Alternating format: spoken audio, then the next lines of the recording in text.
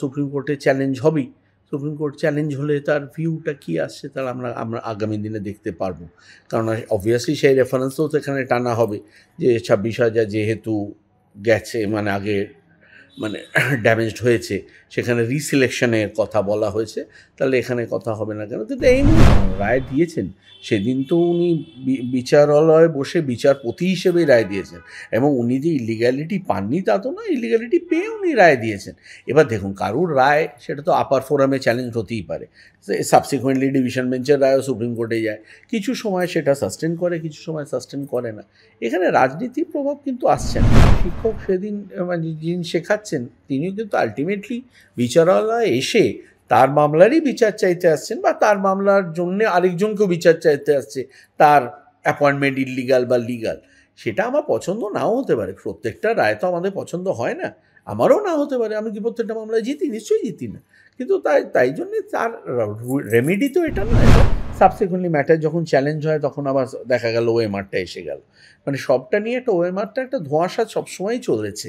তবে এখন যা পরিস্থিতি, এখন যেভাবে মামলা চলছে, যেহেতু সুপ্রিম কোর্টেও এটা চ্যালেঞ্জ হয়েছে, কিন্তু যে সাবসিকুয়েন্ট যা স্টেপ নেওয়া হচ্ছে সেটাও যদি সুস্থ নয়, তাহলে সিলেকশনগুলো দাঁড় করানো মুশকিল হয়ে যাবে আগামী দিনে। স্যার, একেবারেই আমরা যেমনটা দেখতে পাচ্ছি, এসএসসির যে 26,000 চাকরি প্রার্থী, তাদের চোখের জল আমরা দেখেছিলাম একেবারে সুপ্রিম কোর্ট চত্বরে দাঁড়িয়ে বলুন, কিংবা তাদের রাজপথে আন্দোলন আমরা দেখেছিলাম। অন্যদিকে একেবারে 32,000-এর যে রায়, তাদের উল্লাস, তাদের আবির খেলা, একই যাত্রার পৃথক ফল। অ্যাকচুয়ালি যদি এভাবে দেখেন, প্রথমে যে 26,000 যখন হয়, তখন কোর্ট কিন্তু বলেছিল তোমরা স্পেসিফাই করো যে কতজন ফিগার আছে। অ্যাকচুয়ালি আমি কিন্তু সবসময় বলি যে প্রত্যেকটা লোক তো বেআইনিভাবে বা দুর্নীতি অবলম্বন করে চাকরি পেতে পারে না, কিছু লোক পাবে, কিছু লোক সত্যি মানে সুস্থভাবেই চাকরি পাবে। তো সেখানে যেহেতু দেখা পারেনি, সেহেতু জানানো যায়নি, সেই জন্য কোর্ট কম্পেল করেছে 26,000 ক্যান্সেল করে দিতে। এখানে ডিভিশন বেঞ্চ ভিউটা একটু আলাদা হয়েছে। ডিভিশন বেঞ্চ দেখছে যে যেই একই পন্থা অবলম্বন করা হয়েছে, যে প্রত্যেকটা লোক তো দুর্নীতিগ্রস্তভাবে চাকরি হয়নি, আর এখানেও সেই ফিগারও কোনো আসেনি যে কত লোক বেআইনি বা কত লোক বেআইনিভাবে চাকরি পেয়েছে। আলটিমেটলি কিন্তু কোর্ট কিন্তু একটা কনসেপ্টেই গেছে, কিছুটা মানে মানবিকভাবে বিচার করে কিন্তু এখানে তাদের সবার চাকরি মানে বাঁচানো হয়েছে, বা কোর্টে সেটা ভিউ হয়েছে যে ডিভিশন বেঞ্চ সেটা রেখেছে যে এদের চাকরিটা বহাল থাকুক, যে কারণেই হোক, মানে এতদিন যেটা আমরা দেখছি যে 9-10 বছর ধরে তারা চাকরি করছে, সেই জন্য ডিভিশন বেঞ্চ বলছে যে এদের চাকরি বহাল রাখা হোক। এই 26,000-এরও তো শিক্ষকরা বহু বছর ধরে চাকরি করছে, তাদের ক্ষেত্রে আবেগ কোথায়? আপনি সেটা বলতে পারেন, কেননা দুটো দুটো ডিফারেন্ট রুল আসছে, তো ন্যাচারালি অবশ্য সেটা যদি বলেন, তা ন্যাচারালি এই অর্ডারও আলটিমেটলি হয়তো সুপ্রিম কোর্টে চ্যালেঞ্জ হবেই। সুপ্রিম কোর্ট চ্যালেঞ্জ হলে তার ভিউটা কী আসছে তাহলে আমরা আগামী দিনে দেখতে পারবো। কারণ অবভিয়াসলি সেই রেফারেন্সও তো এখানে টানা হবে যে 26,000 যেহেতু গেছে মানে আগে মানে ড্যামেজড হয়েছে, সেখানে রিসিলেকশনের কথা বলা হয়েছে, তাহলে এখানে কথা হবে না কেন? কিন্তু এই মুহূর্তে যেটা ডিভিশন বেঞ্চের ভিউ, যেটা ডিভিশন বেঞ্চ মনে করেছেন, সেটা এই মুহূর্তে রাখা হয়েছে যে চাকরি তাদের এই মুহূর্তে রিটেন থাকছে। কিন্তু আলটিমেটলি সেখানেও যে কিছুটা দুর্নীতি হয়েছে সেটাও তো মানে আলটিমেটলি ডিভিশন বেঞ্চের ভিউও তো তাই, যে একেবারে হয়নি সে তো বলছে না, কিন্তু আলটিমেটলি এই জব সেক্টরটা ডিভিশন বেঞ্চের ভিউ হচ্ছে এটা রিটেন থাক, কিন্তু এতদিন বাদে আবার তাদের যদি চলে যায়, মানে এটা একটা বিপজ্জনক হবে পরিবারের পক্ষে, এটা তাদের ভিউ। তো স্যার, এই যে আইন, আদালত, বিচার ব্যবস্থা, এতে কি আবেগ কোথাও ভূমিকা পায়? না, অ্যাকচুয়ালি আলটিমেটলি বিচারপতিরাও তো মানুষ, সেই হিসেবে যদি দেখেন আমাদের মতোই তারাও মানুষ, তাদের ক্ষেত্রেও একটা, হ্যাঁ আপনি ওটা স্পেসিফিক্যালি হয়তো পায় না, কিন্তু অনেক সময় আমরা দেখি যে অনেক কিছুর পরেও আলটিমেটলি মানে অনেক ইলিগ্যালিটি পরেও চাকরি যেহেতু অলরেডি তারা করছেন এতদিন ধরে, যেটা চলছে, আর সেই হিসেবে রেখে দিতে বলা হচ্ছে আর কি, কিন্তু দুর্নীতি হয়নি কিন্তু বলা হচ্ছে না, দুর্নীতিটা স্ট্যান্ড করছি। স্যার, একেবারে অন্য আরেকটি প্রসঙ্গে আসবো। এসএসসি যে সুপার নিউমেরিক পোস্ট, শারীর শিক্ষা এবং কর্মশিক্ষা, সেটা বাতিল করে দেওয়া, কি বলবেন? না, এ তো অ্যাকচুয়ালি দেখুন, মানে বিয়ন্ড নোটিফিকেশান কোনো কিছু আলটিমেটলি সুপারনিউমারি পোস্ট দিয়ে কাউকে ফিট করার জন্য এটা তো হওয়া উচিত নয়।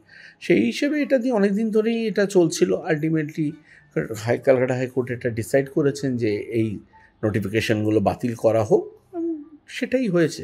এবং আলটিমেটলি বিয়ন্ড নোটিফিকেশান আলটিমেটলি কাউকে সেখানে ইন্ডাক্ট করার জন্যে এভাবে তো করা যায় না। তো এই জন্যে ঠিকই আছে, সেই হিসেবে যদি এটা বাতিল হয় ঠিকই পারফেক্ট, কোনো অসুবিধা নেই। কিন্তু সে টেন্টেড তালিকা থেকে শুরু করে এক্সপায়ারি অফ দ্য প্যানেল, যোগ্যদের তালিকা, একের পর এক তালিকা চেয়ে পাঠিয়েছিলেন অমৃতা সেন, এখনো একটিও তালিকা বেরোলো না। এখন লাস্ট দিনেও উনি তালিকা চেয়ে পাঠিয়েছেন এবং 7,000 কত একটা যে ফিগারটা আছে সেটা দেওয়ার জন্য বলা হয়েছে, যেহেতু উইথ স্পেসিফিক্যালি তাদের নাম অ্যাড্রেস সমস্ত মেনশন করে, মানে যেটা অলরেডি ডিসাইডেড, অলরেডি টেন্টেড বলে already taken care of by Supreme court.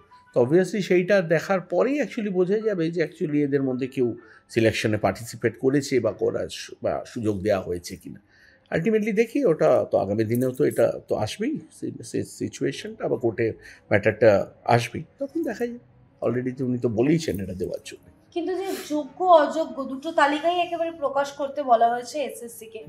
যদি যোগ্য অযোগ্যের তালিকা এখন প্রকাশিত হয়, তার মানে তো তালিকা ছিল, তাহলে কেন তারা আগে দেয়নি? তাহলে তো চাকরি বাতিল হতো না। যোগ্য অযোগ্যের এখানে একটা ব্যাপার আছে, ওনার যতটা অযোগ্য এই অবধি বলছে, 6,500 7,000 তো সেই সময় বলছে। অ্যাকচুয়ালি সুপ্রিম কোর্টের বা ক্যালকাটা হাইকোর্টের ভিউ ছিল যে এই অবধিও হয়তো নয়, জিনিস ফিগারটা আরও বড়, সেই জন্যই তো এই সমস্যা এলো। কারণ আলটিমেটলি যে অবধি দেওয়া হয়েছে অন্তত সেই অবধি অন্তত আসুক সিনারিওতে, যে এই লোকগুলো, তাতে অন্তত অন্যান্য ক্ষেত্রে পরিস্থিতিটা অনেকটা সুস্থ হয়। তা বাকি প্রত্যেকটা লোক তো এখানে বেইমানি করে চাকরি পায়নি, তো অ্যাটলিস্ট তারা অন্তত সেফ থাকে, এইটুকু তো বলা যেতে পারে।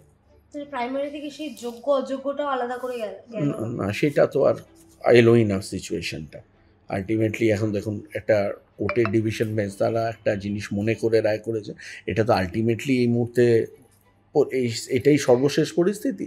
আনটিল আনলেস যদি এটা অন্য জায়গায় চ্যালেঞ্জ না হয়, তো যদি চ্যালেঞ্জ হয় তারপরে তার পরিস্থিতি বোঝা যাবে কী হচ্ছে। স্যার, যদি সুপ্রিম কোর্টে যাওয়া হয়, প্রাইমারি এটা থাকবে না চলে যাবে, আপনার কি মনে হয়? এইটা তো সুপ্রিম কোর্টের ভিউ, কিন্তু অবভিয়াসলি এখানে ওই রেফারেন্স তো ওখানেও একই রেফারেন্সই টানা হবে। যদি 26,000 হয় তাদের ক্ষেত্রেও তো সংসার আছে, চাকরি আছে, অবভিয়াসলি রেফারেন্স টানা হবে। তারপরে কতটা সেটা আসবে না আসবে, কারণ এখন তো আগের বেঞ্চ তো নেই, তো এখন সাবসিকুয়েন্ট বেঞ্চ সুপ্রিম কোর্টে, এখন দেখা যাক কী হচ্ছে। কিন্তু এই প্রাইমারির ক্ষেত্রে শুনানি শুরু থেকে একেবারে এখনো অবধি চাকরি খারিজ হয়নি যে পরিস্থিতি, বারংবার আমরা শুনতে পাচ্ছি অভিজিৎ গঙ্গোপাধ্যায় রাজনীতি করেছেন বিচারপতি হিসেবে, আপনার কি? না দেখুন, আলটিমেটলি উনি যখন এই রায় দিয়েছেন, সেদিন তো উনি বিচারালয়ে বসে বিচারপতি হিসেবে রায় দিয়েছেন, এবং উনি যে ইলিগ্যালিটি পাননি তা তো না, ইলিগ্যালিটি পেয়ে উনি রায় দিয়েছেন। এবার দেখুন, কারুর রায় সেটা তো আপার ফোরামে চ্যালেঞ্জ হতেই পারে, সাবসিকুয়েন্টলি ডিভিশন বেঞ্চের রায়ও সুপ্রিম কোর্টে যায়, কিছু সময় সেটা সাস্টেন করে, কিছু সময় সাস্টেন করে না। এখানে রাজনীতির প্রভাব কিন্তু আসছে না, এখানে যেটা উনি দেখতে পাচ্ছেন লিগ্যালিটি বা ইলিগ্যালিটি, সেটা বিচার করে উনি দিয়েছেন। সেটা সাবসিকুয়েন্টলি সাস্টেন নাও হতে পারে, সেটা পরের ব্যাপার, কিন্তু আলটিমেটলি উনি যেটা পেয়েছেন সেটা দিয়েছেন। তো উনি তো ওটার ক্ষেত্রেও দিয়েছেন, এসএসসির ক্ষেত্রেও কি দেননি, এসএসসির ক্ষেত্রেও তো উনি দিয়েছেন যে এই জিনিসগুলো ভুল বা এই জিনিসগুলো ঠিক হয়নি, বা এই জিনিসগুলো পরে যখন কমিটি মানে অ্যাপয়েন্ট করলো ডিভিশন বেঞ্চ বা কমিটিকে, সেখানেও তো দেখা গেছে জিনিসগুলো ভুল হয়েছে। একেবারে যে কিছু হয়নি তা তো নয়, ইলিগ্যালিটি তো ছিল, ইলিগ্যালিটি হয়েওছে, এটা নিয়ে কোনো, কিন্তু এটা অনস্বীকার্য, এটা নিয়ে কোনো পরিস্থিতি আসছে না। সেই জন্যই কোশ্চেন অফ টেন্টেড আনটেন্টেড আসছে। যদি পুরোটাই ক্লিন হবে তাহলে আর টেন্টেড আনটেন্টেডের জায়গা থাকবে কেন, তো পরিষ্কারই থাকবে। কিন্তু এই যে চাকরি বাতিলের বিনিময়ে নাকি অভিজিৎ গঙ্গোপাধ্যায় একেবারে এমপি টিকিট পেয়েছিলেন, মানে শাসক দলের পক্ষ থেকে একাধিক কটাক্ষ, শুধু শাসক দল নয়, যে সকল 32,000 শিক্ষক, যে কজন শিক্ষক সেদিন কোর্ট চত্বরে উপস্থিত ছিলেন, সবার একই বক্তব্য। অ্যাকচুয়ালি উনি মানে সাবসিকুয়েন্ট সেদিন তো উনি কেউ ছিলেন না, সেদিন তো উনি বিচারপতিই ছিলেন, বিচারপতি হিসেবে ডিসাইড করা হচ্ছে। দেখুন, এক একজনের এক এক রকম ভিউ হতেই পারে, সেটা তো সবার মানে কথা বলার স্বাধীনতা আছেই, কথা বলা, সেটা নিয়ে কিছু বলার নেই। কিন্তু আমার যেটা ব্যক্তিগত মনে হয়, উনি সেই দিন অ্যাজ আ জাজ যেটা তার মনে হয়েছে উনি সেটাই করেছেন, সেই অর্ডারটা চ্যালেঞ্জ হয়েছে। এবার ডিভিশন বেঞ্চ তার ভিউ অনুযায়ী যেটা মনে হয় সেটাই তো করেছেন। এইসব সমস্ত অর্ডারই তো তাই, এটা তো অন্য কোনো রুট নেই। যদি কারোর অপছন্দ বা পছন্দ হয়, মানে it has to be tested in the higher forum, এটাই নিয়ম। এখনও যদি এখানে রায় অপছন্দ হয় আরও উপরে যাবে। কিন্তু স্যার, একজন শিক্ষক তিনি নিজেকে যোগ্য বলছেন, তিনি স্বচ্ছতার ভিত্তিতে চাকরি পেয়েছেন তিনি বলছেন, কিন্তু তিনি একজন প্রাক্তন বিচারপতিকে আক্রমণ করছেন, কটাক্ষ করছেন, এটা কি একজন শিক্ষকের পরিচয়?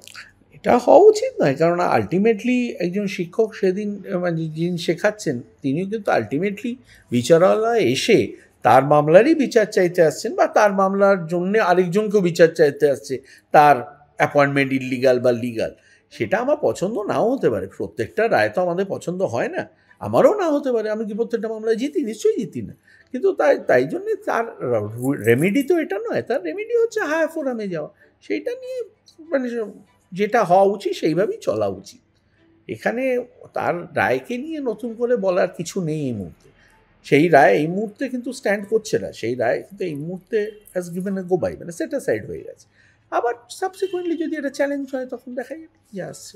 স্যার একেবারেই শেষ একটি প্রশ্ন, এসএসসি প্রাইমারিতে যেমন ওএমআরই খুঁজে পাওয়া যায়, এসএসসিতে সেই ওএমআর খুঁজে পাওয়া গেছে, কিন্তু এখনো সেটা পাবলিশ করা হয়নি, এবং 2025-এর যে ওএমআর সেই ওএমআরও এখনো পর্যন্ত পাবলিশ করা হয়নি। শিক্ষামন্ত্রী বলছেন যে ওয়েবসাইট ক্র্যাশ করে যেতে পারে ওই 7 লক্ষর বেশি ওএমআর প্রকাশ করলে। সরকারি ব্যবস্থা এত দুর্বল? অ্যাকচুয়ালি যদি সত্যি বলেন এই ওএমআরটা নিয়ে চিরকালই একটা মানে হাইড অ্যান্ড সিক চলেইছে, কারণ আমরা যখন মানে ইনভেস্টিগেশন করি তখনও আমাদের কাছে ওএমআর দেখানো হয়নি।